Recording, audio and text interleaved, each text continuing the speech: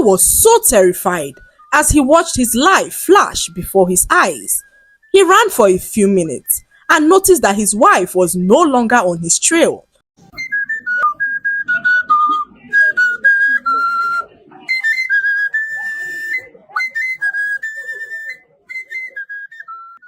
Once upon a time, there lived a woman who was the wife of the popular village locksmith. Her name was Pelumi, and she has been married to her husband for over 5 years. During this time, Pelumi made her husband's life a living hell. Her husband Ayo was so loving towards her and did everything within his power to make her happy, but nothing he did was ever enough for Pelumi, as she used every opportunity to tell her husband how much of a loser he was. Pelumi would ridicule her husband in front of their neighbors, calling him all sorts of condescending names. She undermined all of his hard work and even compared him with other men who she believed were better than him.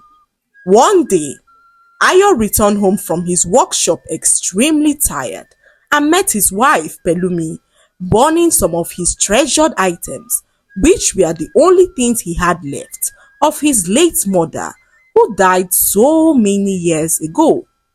Ayo had always told Pelumi how valuable those items were to him, but Pelumi cared less as she went on to burn the items, saying that their hearts needed to be decluttered.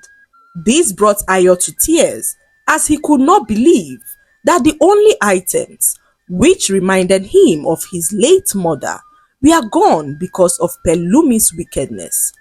Heartbroken and sad, Ayo left the hut without saying any word.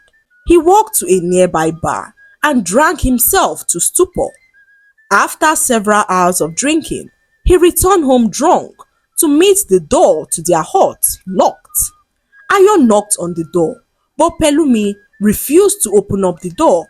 He knocked for hours, but still, Pelumi ignored his knocks as she slept like one with no worry in the world. Ayo, unable to gain access into their hut, slept outside all night as the mosquitoes feasted on his delicate body. By morning, Ayo was awoken by a huge splash of water. His wife Pelumi poured him a bucket of water as he slept, calling him an irresponsible man who only knew how to drink. Ayo ignored his wife Pelumi as he went into their hut to change. Once he was done changing, he rushed off to his workshop as he had a very important customer he was expecting early that morning. A few hours later, Ayo was sitting in his workshop when he overheard a group of women talking about him and laughing. This broke Ayo's heart to see how much ridicule his wife had subjected him to. Despite this, Ayo never stopped loving his wife Pelumi. He would buy her favorite things and also ensure that he handled all the strenuous work at home so as to ensure that his wife never had to do anything strenuous. Ayo provided all of his wife's needs, but despite this, Pelumi never appreciated her husband's efforts. One morning, Ayo woke up to the sweet-smelling aroma of his wife's cooking. This was the first time Pelumi was cooking food in their home, and Ayo was extremely excited. He approached the kitchen, but Pelumi was already out of the kitchen. Ayo noticed that his wife had just finished preparing a pot of delicious rice and decided to help himself to some food as his stomach was already rumbling. He dished some food into his plate and began to eat when his wife Pelumi walked into the kitchen and found him eating. Pelumi got so angry and began to shout at her husband, who stood frozen in the kitchen. Pelumi, filled with anger, pushed the plate of food to the ground. Ayo could not believe his eyes as his wife picked up a big pestle and began to chase after him. Ayo was so terrified as he watched his life flash before his eyes. He ran for a few minutes and noticed that his wife was no longer on his trail. A young woman named Bukola caught sight of Ayo as he was running. She asked him what was chasing after him, and Ayo, still panting heavily, narrated all that happened between his wife and himself, and the young woman volunteered to accompany him to his workshop, where they discussed for hours. Ayo narrated all he had been through with his wife, and the young woman was so sympathetic to his plight. She brought him some food to eat, and Ayo ate the food like one who had not eaten in years.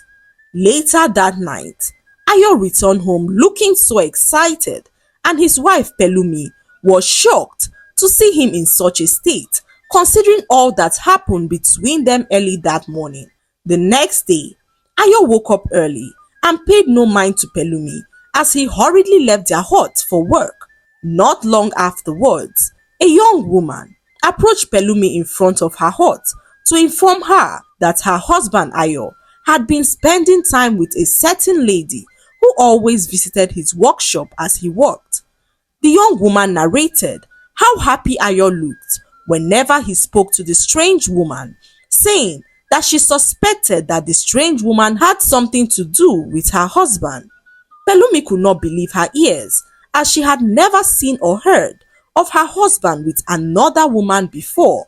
She immediately marched to Ayo's workshop and caught him talking to Bukola.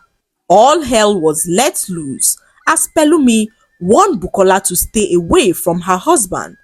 Ayo, on seeing what was happening, warned Pelumi to keep away from Bukola as Bukola was going to be his second wife.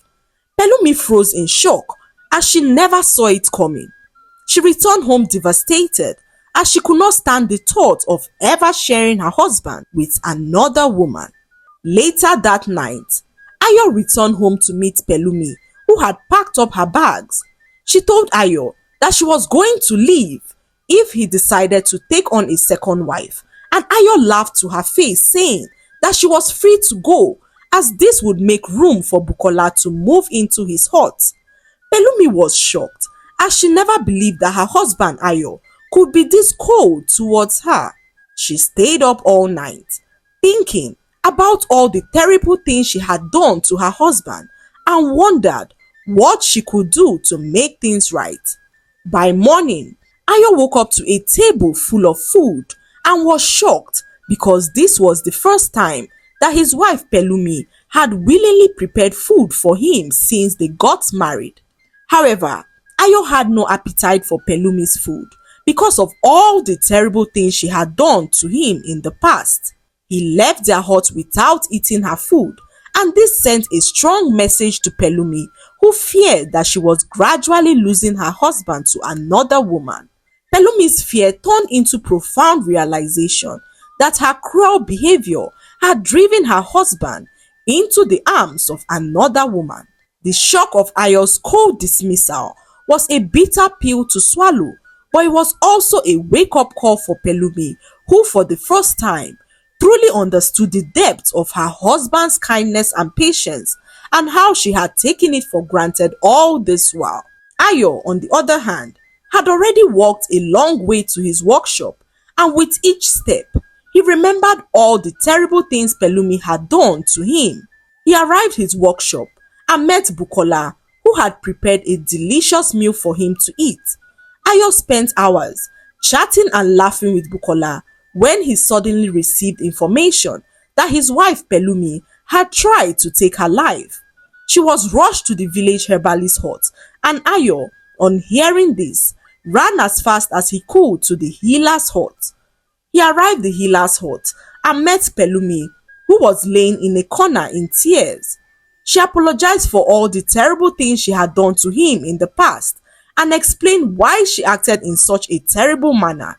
Pelumi told Ayo that she did all she did because she did not want to suffer like her mother, who showed her father so much love and was being neglected and abused. She narrated how she grew up, watching her father beat up her mother and talk down on her despite all the good things her mother did for him.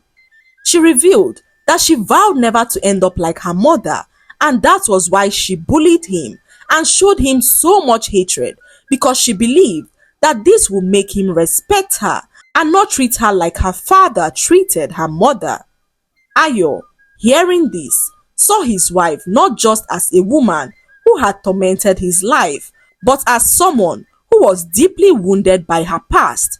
His anger melted, replaced by an understanding of the pain that lay beneath her harshness. He took her hand and said, Pelumi, I am not your father. I promise to love and cherish you, and I intend to keep to that promise. Tears poured down Pelumi's eyes as she apologized to Ayo for all that she put him through. She then went on to ask about Bukola and what Ayo intended on doing with her, and Ayo smiled as he informed Pelumi that Bukola was only a friend. He told Pelumi that Bukola came up with a plan, pretending to be a potential second wife, to steer Pelumi into realizing the consequences of her actions.